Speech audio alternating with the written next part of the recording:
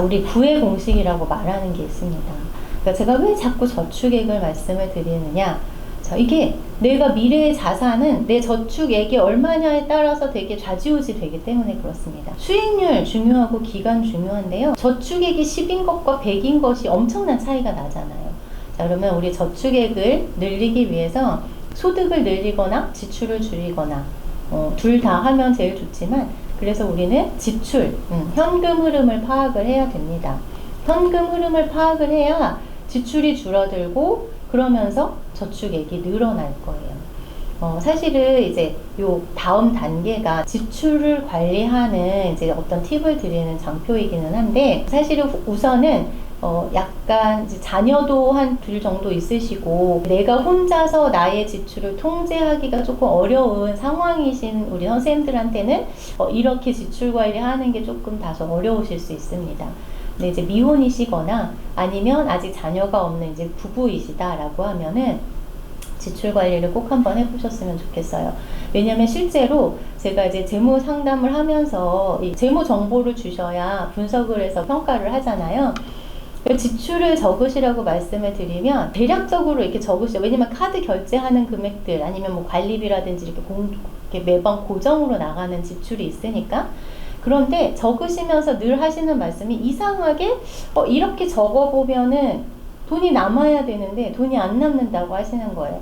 이건 모든 사람들이 전부 다 공통되게 하는 말입니다. 저도 예를 들어서 뭉뚱그려서 적으라고 하면 분명히 그렇게 할 거예요. 그래서 우리가 때로는 한 번씩 점검을 해야 되는데요. 자, 우리 대부분 카드를 쓰시잖아요. 카드 내역서를 엑셀로 쭉 다운을 받으세요. 그러면 하루에도 막 10개까지도 쓸 정도가 있잖아요. 그러면 이제 그 지출을 세부화를 딱 시키는 겁니다. 리스트업을 하시고 딱 보세요. 그러면 막 2,000원, 3,000원 막 이렇게 지출된 것들이 있어요. 이런 것까지 우리가 잡아내기가 굉장히 어렵거든요. 자, 그렇게 지출을 잡아내시면, 자, 왼쪽에, 제일 왼쪽에 여기 지출 분류라고 보이실 거예요. 이런 탭을 하나 만드세요. 그래서 이 지출이 내가 습관적으로 한 지출이었는지, 만족을 위해서 한 지출이었는지, 정말 필요로 인해서 지출한 건지를 걸러내실 수 있을 거예요. 그렇게 걸러내시면 내가 습관적으로 하는 지출은 조금 뺄 수 있겠다 라고 해서 좀 예산을 잡으실 수 있을 거고, 그렇게 해서 한 달, 두 달, 석 달 이렇게 좀 지내보시면 지출 관리가 되면서 아마 저축 금액을 좀 더 확보하실 수 있을 겁니다. 실제로 제가 20대, 30대 분들하고 상담하면서 이렇게 과제를 내드려요. 첫 번째 상담하면서 보여드리고 두 번째 상담할 때 요거 한 3개월치 평균을 내셔서 정말 좀 줄이실 수 있는 지출을 한번 찾아가지고 오세요 라고 하면 놀랍게도 20만원, 30만원 정도씩 다 줄이실 수 있다고 합니다. 그래서 우리 선생님들도 해당이 되신다라고 하면 이 작업을 꼭 한번 해보셨으면 좋겠고요. 그리고 나서 통장 분리하는 거는 다들 하고 계실 거라고 생각이 됩니다. 그래서 내가 급여를 받는 통장에서 모든 지출이 나가게 되면 관리하기 어렵잖아요. 그래서 아까와 같이 예산을 확보하셨으면 내가 급여가 딱 350 받았어요. 그러면 지출 통장에다가 내가 한 200만 원을 쓰더라 라고 하면 200만 원을 보내놓는 거예요. 그리고 그 안에서만 해결이 될 수 있게끔, 남아도 그 안에 그냥 남아있게끔, 그리고 나는 나머지 150만 원은 무조건 저축을 할 수 있게끔 이거를 좀 이렇게 분리를 해 놓으시기를 부탁드립니다. 그리고 나서 또 한 가지 중요한 게 있어요. 요 비정기 지출 있잖아요. 매월은 아니지만 1년 단위로 이제 뭐 몇 개월 단위로 이렇게 지출되는 것들이 여러분들의 매월 지출에 굉장히 영향을 미칩니다. 그쵸? 왜냐면 내가 여행을 갔어요. 300만 원을 썼어요. 그거를 일시불로 결제하지 않고 카드를 할부하잖아요. 그러면 이 내가 고정으로 해놓은 예산의 이 지출에 카드값이 자꾸만 할부 끄는 카드값이 저기를 초과하게 되고, 그러면 그때부터 지출이 또다시 엉켜집니다. 그래서 매달 고정적으로 나가는 지출 통장 하나 하고요. 연간으로 발생하는 지출 통장을 좀 분리해가지고 나눠두시는 것도 방법입니다. 자, 이렇게 해서 저축 금액을 확보하셔야, 그래야 우리가 뭔가 적금을 들든 투자를 하든 할 수 있는 거예요. 자, 그러면 이제 금융상품을 어떻게 선택을 해야 되는지 말씀을 좀 드리려고 하는데, 자, 제가 볼 때 금융상품을 선택할 때는 기간이 제일 중요합니다. 기간이라고 하는 거는 이미 나에게는 목표가 세워져 있다라는 걸 의미하는 거예요. 목표가 세워져 있어야 그 자금을 언제 쓸 수 있는지를 알 수 있잖아요. 아니, 초단기에 내가 써야 되는 자금이 뭐가 있을까요? 우리가 흔히 말하는 비상예비 자금이라고 있어요. 그래서 비상예비 자금은 정말 비상시에 내가 아파서 일을 못하거나 아니면 다쳐서 일을 잠깐 못하거나 이럴 게, 아니면 내가 이직을 위해서 잠깐 휴직을 했을 경우, 이럴 경우에 쓸 수 있는 비상 자금들인데요. 걔네들은 CMA 통장처럼 매일매일 이자가 발생하는 통장에 넣어놓으시면 됩니다. 수익이 중요한 거는 아니고 언제든지 내가 빼서 쓸 수 있어야 돼요. 뭐 꼭 CMA가 아니어도 되죠. 그래서 요즘에 뭐 파킹 통장이라고 불리는 이제 그런 통장을 활용하시면 되는 거고요. 자, 이 자금을 내가 만약에 전세 자금을 뭐 2년이 있다, 1년 있다 올려줘야 돼. 그럼 꼭 필요한 자금이잖아요. 그렇게 단기에 1, 2년 안에 써야 되는 자금은 우리가 투자하는 것보다는 그냥 예금이나 적금으로 가입을 하시는 게 좋습니다. 왜냐하면 예금과 적금은 이자가 높지는 않아요. 그런데 원금이 손실되지는 않잖아요. 내가 1년 후에 필요한 자금을 내가 주식에 넣었어요. 주식이 잘 되면 땡큐인데 주식이라는 게 반드시 잘 된다라는 보장은 없잖아요. 그러면 마이너스예요. 그럼 내가 1년 안에 그 주식을 팔아서 쓰고자 하는 돈에 쓸 수 없잖아요. 그러니까 그럴 때는 그냥 이제 예금과 적금 이렇게 가지고 가셔야 되고요. 단기에 제일 중요한 부분은 안정성이에요. 안정성. 그렇죠? 자, 그런데 3년 이상 좀 먼 미래에 뭐 5년이든 아까 처음에 우리가 예에서 봤던 5년 있다가 이사 뭐 집에 들어가야 되는 자금, 아니면은 한 10년 후에 우리 아이가 그때 이제 뭐 대학교를 갈 거거나 아니면 뭔가 창업을 하려고 하거나 아니면 이제 결혼을 하거나 할 때 좀 목돈이 필요하다. 이런 경우에는 예금 적금으로는 무리가 있습니다. 왜냐면 금리가 너무 낮아요. 물가도 겨우겨우 간신히 해지하는데 어떻게 중기 자금을 마련하겠어요? 그럴 때는 무조건 투자를 하셔야 돼요. 자, 3년 이상 투자를 그래도 꾸준히 하시면요. 3년 안에 손실이 나는 구간이 있을 수 있어요. 그런데 극복이 되기도 합니다. 그래서 제가 이따가도 또 그래프 하나를 보여드릴 건데, 그래서 그럴 때는 주식이라든지 펀드라든지 ETF처럼 이런 투자할 수 있는 상품을 선택하시는 게 좋습니다. 자, 장기, 노후 자금이다. 엄청 10년 이상 들어가야 된다라고 하면 물론 이 주식이나 펀드나 ETF를 투자를 하시되, 자, 그럴 때는 우리가 여기 제가 빨간색으로 체크해 놓은 거 있잖아요. 연금보험 아니면 연금저축, IRP 이런 계좌들을 활용을 하셔야 됩니다. 내가 노후자금으로 쓸 건데 세금을 아끼면서 저런 ETF나 펀드를 투자할 수 있다라고 하면 10년 이상 장기 상품으로 선택하기에 정말 너무너무 좋은 그런 이제 계좌고 상품이다라고 생각하시면 좋을 것 같아요. 그래서 이제 중기 이상이 될 때는 안정성, 수익성이 되게 중요합니다. 자, 그러면 여기서 질문을 하나 할게요. 중기 이상, 5년 이상, 10년 있다가 필요한 자금이 안전하려면 뭐가 안전한 걸까요? 이때 원금의 손실이 없는 게 안전할 걸까요?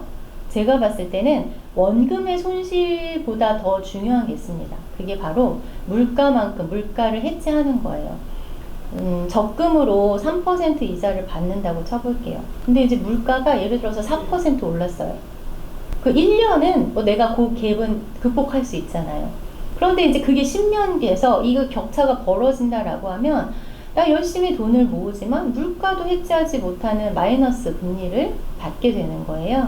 자, 그래서 제가 생각하는 중장기의 안정성이라고 하는 거는 그야말로 물가 상승률을 해지하는 거. 그게 이제 안전하다라고 생각을 좀 전환을 하셨으면 좋겠습니다. 그래서 단기, 중기, 장기에 걸쳐서 이제 내가 금융상품을 설정하면 되는데요. 자, 우리가 적금 금리 계산하는 거를 이제 많은 분들은 알고 계시지만 혹시라도 잘 모르신, 왜 저 강사가 적금 예금을 단기에만 하라고 할까? 그 이유가 이렇습니다. 적금이라는 게 사실은 10%다라고 하면 우리는 1200만 원의 10%를 다 받을 거라고 생각을 하지만 적금은 들어가 있는 개월 수만큼만 저 이자를 주는 거라고 보시면 돼요. 그래서 첫 번째 들어가는 100만 원만 고스란히 10% 이자를 받는 거예요. 점차적으로 뭐 12분의 11, 12분의 10 이래서 내가 여기서 머물러 있는 개월 수만큼만 이자를 계산해서 받기 때문에 실제적으로 내가 10%의 적금을 들었다라고 하면 얘는 5.4% 정도의 적금 금리라고 생각하시면 됩니다. 자, 적금만 그래요. 자, 적금은 매월 꾸준히 얼마를 나눠서 내는 거고, 예금은 목돈을 넣는 거잖아요. 예금은 10%면 10% 그대로 들어옵니다. 그래서 좀 주의 깊게 보시면 적금 금리가 예금 금리보다 조금 높다라는 걸 보실 수 있을 거예요. 그게 이런 이유 때문에 그렇습니다. 그러니까 이거를 우리나라에 지금 현재 10%짜리 적금이 있어요? 없잖아요. 아마 3점 몇 퍼센트 정도? 요 정도 아마 그 정도의 적금일 텐데요. 그럼 그거의 한 반 정도가 내가 받을 수 있는 이자다라고 보시면 됩니다.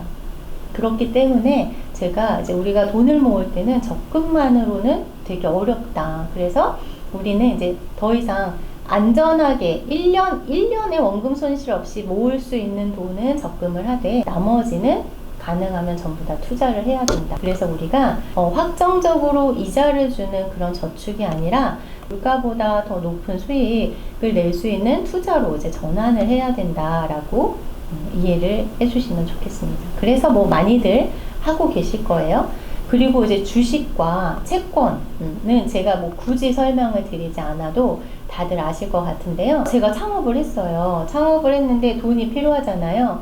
그래서 제 돈은 1억이 있는데 1억이 더 필요해서 제가 이제 막 쫓아다니면서 돈을 구하러 다닙니다. A한테 가서 설명을 했더니 A가 그 사업이 되게 잘 될 것 같은데 내가 가지고 있는 1억을 투자하겠다라고 합니다. 나랑 동업하자. 그랬더니 제가 그 해에 너무 일을 열심히 잘했어요. 사업이 잘 돼서 5천만 원 수익이 났으면 투자한 A한테 반은 수익금으로 분배가 됩니다. 그쵸? 그런데 손실이 났어요. 그러면 당연히 마이너스도 같이 지고 가는 거예요. 이게 이제 투자잖아요. 그런데 B는 생각이 달라요. 사업은 잘 모르겠고 내가 가지고 있는 1억을 너한테 빌려줄 테니 나한테 5%씩 이자를 달라고 한 거죠. 그러면 이 B는 내가 사업이 잘 되든 아니면 사업이 망하든 상관없이 동일한 500만 원이라는 이자를 받게 되는 겁니다. 이게 주식과 채권인 거예요. 그러니까 이제 이거는 채권에 투자를 하신다라고 하면 그냥 내가 따박따박 이자를 받는다라고 생각하시면 되는 거죠. 그런데 이제 주식은 그렇지 않잖아요. 자, 그럼 우리가 주식을 어떻게 투자를 하죠? 누가 그게 좋다더라. 이 회사가 앞으로 잘 된다더라. 라고 해가지고 투자를 한단 말이에요. 근데 이 회사가 정말로 잘 될 건지 아닌지를 엄청 공부를 열심히 하고 당연히 투자해야 되는데 그렇지 못하기 때문에 그래서 우리가 주식 투자가 만만하지 않다라고 합니다. 그래서 이것 때문에 이제 우리 주식을 투자할 때는 조금 더 신중하게 하셔야 되고요. 자, 채권에 대해서 제가 잠깐 말씀을 좀 드릴게요. 요즘에 다들 또 채권에 관심이 많으시죠? 채권을 사는 이유는 왜 살까요? 조금 전에 제가 말씀드렸었잖아요. 채권은 어떻게 보면 차용증이에요. 내가 만약에 국가가 발행한 채권을 사면 국가한테 돈을 빌려주는 거고요. 회사가 발행한 회사채를 사면 회사에다가 돈을 빌려주는 거예요. 그럼 내가 돈을 빌려줬기 때문에 국가든 회사든 나한테 이자를 주는 거죠.